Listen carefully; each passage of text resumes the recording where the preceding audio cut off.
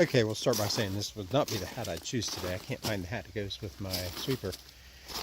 Rained a lot. Ian remnants went through, so now looking at all the water is handling before we put the building in, which is actually good for me because now I know where to finish out putting the draining, which is going to work out really, really well. And I got work in the rain all day because I got to tamp all this gravel down. I got a tamper yesterday for, a rainy day special. Give me 3 days rental for 1 day cost. And French drain, well, that worked okay, except I didn't complete where it needs to go down into there. So I'm going to get the shovel and dig that out so it can go on down. But it's full. So let's start with that, and then we'll tamp down the gravel in the rain, and my neighbors are going to think I'm crazy. So half tractor, half shovel. More shovel than I wanted to use for sure. But it's going down. And how do you know if your French drain is working? Oh, and you got pine trees, it makes it nice. Or any tree actually, but pines make it really nice. All you have to do is look at where the needles are going, congregating. That means the water is slowly flowing that way. So now I just gotta fix the back section here. So since it's so wet, I really can't push much with the tractor. But I made some marks here, or I might put in a second drain, or I might just swell it out to bring it on around and down the hill. I haven't decided if I'm taking it that way or that way yet.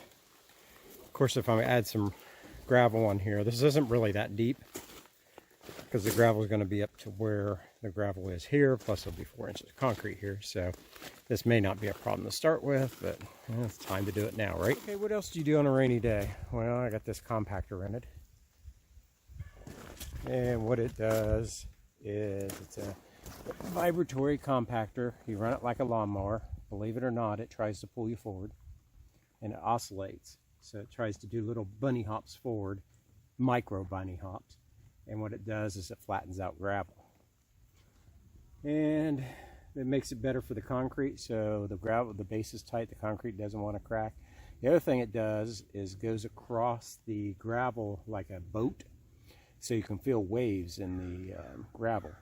So that tells me on the top of the waves, I can kind of resist going forward with it and try to tamp that down. And on the bottom of the waves, I know where to go throw some gravel and keep tamping it. I've got a bunch of gravel in the trailer, and I already did this part, but we'll show you what it looks like if we can see.